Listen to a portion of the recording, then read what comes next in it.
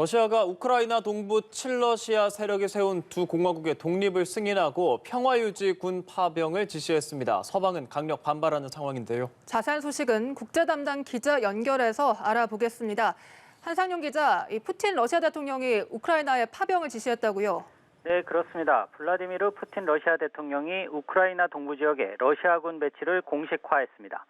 이런 소식은 러시아 현지 시간으로 월요일 밤 로이터 통신 등 외신을 통해 긴급 타전이 됐는데요. 푸틴 대통령은 국가안보 긴급회의 뒤 우크라이나 동부 돈바스 지역에 러시아 평화유지군을 파견하라고 명령했습니다. 돈바스에는 반군 분리주의 세력이 자칭 도네츠크 인민공화국과 루간스크 인민공화국을 수립했다고 선포한 곳인데요.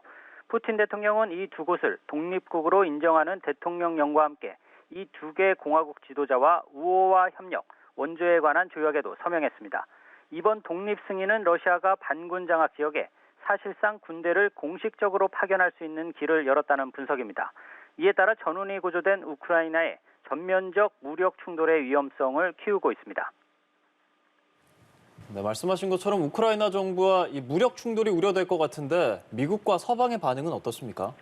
네, 일단은 군사 진입 명령이 내려지긴 했지만 실제 러시아군 병력이 우크라이나 영토에 진입했는지는 명확하지 않은 상황인데요. 아직 우크라이나 정부군과 러시아군 간 충돌 소식은 들어오지 않았습니다. 하지만 미국과 유럽 주요 국가들은 러시아의 이번 조치가 대규모 군사작전의 시발점일 수 있다고 우려하고 있습니다. 특히 미국의 토니 블링컨 국무장관은 즉각 규탄 성명을 냈는데요. 러시아의 이번 결정은 우크라이나 주권과 영토에 대한 명백한 공격이라고 밝혔습니다. 미국과 유럽연합은 사전에 여러 차례 우크라이나 침공 시 러시아와 반군에 대한 제재 조치를 예고했었는데요. 이에 따라 조 바이든 미 대통령은 우선 우크라이나 동부 지역에 대한 신규 투자와 무역, 금융 금지와 같은 행정명령을 내릴 것으로 보입니다. 동시에 러시아를 겨냥해 제재 조치도 조만간 내놓을 것으로 예상됩니다. 미국의 동맹인 영국, 프랑스도 러시아에 대해 신속히 제재를 가하기로 합의했다고 밝혔습니다. 다만 서방은 군사적 맞대응 조치를 내놓기보다는 제재를 먼저 강조하는 분위기인데요. 러시아의 군사적 행동 수위가 더 높아지고 미국도 더 강경한 태도를 보일 경우 전쟁 위기는 한층 더 고조될 것으로 보입니다. 유엔 사무총장은 러시아의 결정에 우려와 함께 주권 침해라고 비판하면서도 평화적 해결을 촉구했습니다.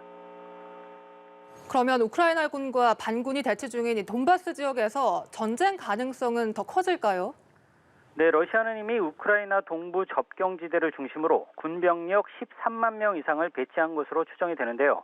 러시아는 군사훈련이란 명분을 댔지만 서방은 이러한 병력 배치가 침공을 위한 사전 행동으로 의심해왔습니다. 특히 러시아계 주민이 다수인 돈바스 지역은 예전부터 전쟁 위기가 가장 높은 곳으로 꼽혔습니다. 돈바스는 러시아가 2014년 주민투표를 근거로 우크라이나 영토였던 크림반도를 강제 병합하자 반군 분리주의 세력이 자신들도 독립하겠다며 무장 투쟁을 벌여온 곳입니다. 이 때문에 돈바스에선 정부군과 반군 간 교전이 언제든 일어날 수 있는 화약고 상태였는데 러시아가 질서 유지를 명분 삼아 군 병력을 파견하겠다는 겁니다.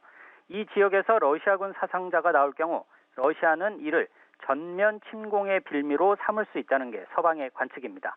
우크라이나 정부와 서방이 물리력을 동원해 맞대응할 경우 사태는 걷잡을 수 없을 정도로 악화할 수 있습니다. 이런 상황에서 국제사회의 관심은 오는 24일 예정된 미국과 러시아 외교장관 회담에 쏠리게 됐습니다. 지금으로선 푸틴 대통령의 러시아군 진입 명령으로 이 회담을 장담할 수 없게 됐는데요.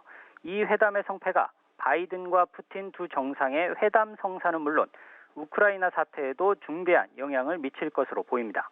지금까지 글로컬 뉴스부에서 전해드렸습니다.